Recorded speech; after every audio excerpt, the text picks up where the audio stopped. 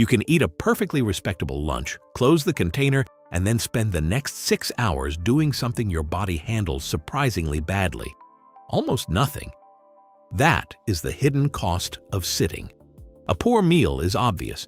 You see it, taste it, and usually feel at least mildly judged by the wrapper. Sitting looks harmless because nothing dramatic happens. But while the chair holds you still, several systems that depend on regular movement begin receiving less of what they need. That does not mean one day at a desk is literally worse than every possible bad diet. Diet quality still matters enormously. The comparison is about exposure. Food occupies part of your day. Sedentary time can occupy most of it every weekday for years, and exercise does not make those hours disappear. The pattern your body experiences is not simply worked out or did not work out. It is how often your muscles were asked to contract across the entire day. Start with the largest muscles in your body. When you walk, stand up, climb stairs, carry groceries, or even shift your weight, muscles in your legs and hips contract. Those contractions are not only producing movement, they help pull glucose from the blood, support circulation back toward the heart, and maintain the tissues you need to move tomorrow. Sit for a long, uninterrupted block, and that muscular demand drops sharply. Your body has not broken. It has simply received a long message that very little work is required. That message matters after meals. Carbohydrate is digested into glucose, glucose enters the bloodstream, and insulin helps move it into cells. Active muscle offers somewhere useful for that fuel to go. Inactive muscle asks for less. The result is not that one afternoon at a laptop gives you diabetes. It is that repeated long periods of sitting can make post-meal glucose control less efficient, especially when the pattern is combined with low overall activity, poor sleep, excess energy intake, or existing metabolic risk. Researchers can see part of this effect within a single workday. In a small, randomized crossover trial from Columbia University, adults completed 8-hour laboratory days with uninterrupted sitting or different walking break schedules. 5 minutes of light walking every 30 minutes reduced the glucose response compared with uninterrupted sitting, and the tested break schedules also lowered systolic blood pressure during the day. It was an acute study with only 11 participants, so it is not a lifetime prescription. But it demonstrates an important point. The same person can process the same day differently when sitting is interrupted. A 2024 review of randomized crossover trials reached a similar careful conclusion. More frequent interruptions, generally at intervals of 30 minutes or less, produced a modest improvement in glucose compared with less frequent breaks. The evidence was rated low quality for the outcomes studied, and not every marker improved. That uncertainty matters. It prevents a useful observation from becoming another miracle rule. Still, the direction is practical. Your body appears to care not only about how much activity you accumulate, but how long you remain completely inactive between movements. The second hidden cost is circulation. Your heart is a pump, but it is not working alone. Contracting calf and leg muscles help move blood through the veins against gravity. When your ankles and knees remain in nearly the same position for hours, that assistance becomes weaker. Blood flow patterns change, fluid can collect in the lower legs, and the lining of blood vessels receives less of the changing physical stimulus that normally comes with movement. For most healthy people, this shows up as heavy legs, stiffness, or sock marks rather than an emergency.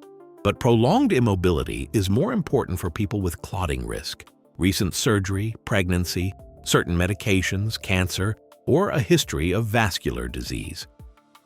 A short movement break is sensible. It is not a substitute for individualized medical advice. If swelling is sudden, one-sided, painful, or accompanied by shortness of breath, that belongs in urgent medical care, not in a desk stretch routine. Then there is the musculoskeletal bill. Your body adapts to what you repeatedly ask it to do. Hold the hips bent, the knees bent, the shoulders forward and the head reaching toward a screen for most of the day. And some tissues spend hours shortened while others work continuously to hold you there. The problem is not a single bad posture. There is no one flawless sitting position that protects you indefinitely. The problem is staying in almost any position for too long. That is why an expensive ergonomic chair can help and still fail to solve the main issue. It can distribute pressure better, support your back, and make work more comfortable. Good. But comfort can also make immobility easier to sustain. A chair that fits you is useful. A chair that quietly persuades you not to leave for 4 hours is extremely good furniture and a questionable health strategy. Over time, movement capacity can narrow. Hips feel stiffer. The upper back rotates less freely. Gluteal and leg muscles receive fewer meaningful contractions. Then ordinary activities begin to feel disproportionately demanding. Getting off the floor, walking uphill, carrying a suitcase, or recovering balance after a misstep. People often interpret this as aging arriving on schedule. Sometimes it is partly deconditioning arriving by calendar invitation. This is where the title becomes uncomfortable. A poor diet is usually treated as a health behavior. Sitting is treated as the neutral space between health behaviors. You eat well, then sit. You exercise, then sit. You sleep, commute, work, watch something, and sit again. The chair is not counted because it looks like the absence of a choice. Physiologically, however, repeated inactivity is still an exposure. The World Health Organization defines sedentary behavior as low-energy waking time spent sitting, reclining, or lying.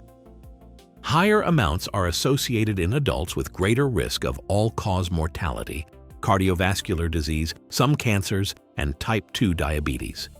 Association does not prove that sitting alone caused every outcome. People who sit more can differ in illness, occupation, income, sleep, diet, and many other ways. But the consistency of the pattern is strong enough that modern guidelines no longer talk only about exercise. They also say to limit sedentary time.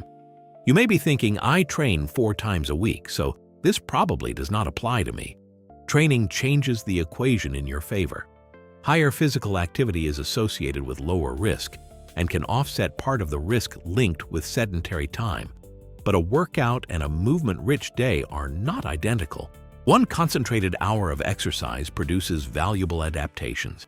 It does not recreate the repeated low-level muscle activity that would have occurred during the other waking hours. Think of those as 2 separate jobs. Exercise challenges your heart, lungs, muscles, bones, and coordination enough to make them adapt. Breaking up sitting prevents long stretches of near-total inactivity. One builds capacity. The other keeps the day from becoming a single, uninterrupted sedentary block. You want both when your circumstances allow it. And no, standing motionless all day is not the perfect replacement. Prolonged standing can create its own discomfort and fatigue. The target is variation. Sit, stand, walk, reach, carry, bend, change position, then sit again. The healthiest workstation is not one magical pose. It is a workstation that permits the next pose. The practical fix is smaller than people expect. You do not need to perform lunges beside a confused client every 29 minutes. Use transitions that already exist. Stand during part of a phone call. Walk to refill water. Put the printer or trash bin far enough away to require several steps. Take stairs for 1 or 2 floors if that is safe for you. After a meal, a brief, easy walk can give the working muscles a reason to use circulating fuel. At a desk, test a reminder every 30 to 60 minutes and notice what you can sustain. Some people may tolerate a few minutes of walking. Others may need seated leg movements, assisted standing, or a schedule designed around pain, disability, dizziness, pregnancy, or recovery from illness. The principle is interruption, not athletic performance. Any movement you can safely repeat is more useful than an ideal routine you abandon on Tuesday. Keep dedicated exercise too. Current public health guidance encourages adults to accumulate aerobic activity and muscle strengthening across the week, while also moving more and sitting less. Those recommendations solve different parts of the problem. A walking break is not strength training. A gym session is not permission to become office furniture for the rest of the day. If you want to see your own hidden cost, do not begin with a fitness tracker score. Watch one ordinary weekday. When do you first sit? How long until you stand without needing the bathroom, food, or a meeting to force it? What happens after lunch? How much of your evening repeats the posture of your workday? The answer is often more revealing than the total number of steps because it shows where the long, uninterrupted blocks actually live. Then change one block, not the whole day. Break the longest reliable stretch with something simple enough to repeat. 2 minutes around the room. A trip to the stairs. 5 minutes outside after lunch. If symptoms, medical conditions, or mobility limits make this difficult, ask a clinician or physical therapist to adapt the principle to your situation rather than abandoning it. Remember the central idea. Your body does not only measure the workout you completed or the meal you ate. It experiences the hours between them. A bad diet can harm health through what repeatedly enters the body. Sitting all day can harm health through what repeatedly fails to happen. Muscle contraction, changing joint positions, varied circulation, and regular physical demand. The hidden cost is not the chair.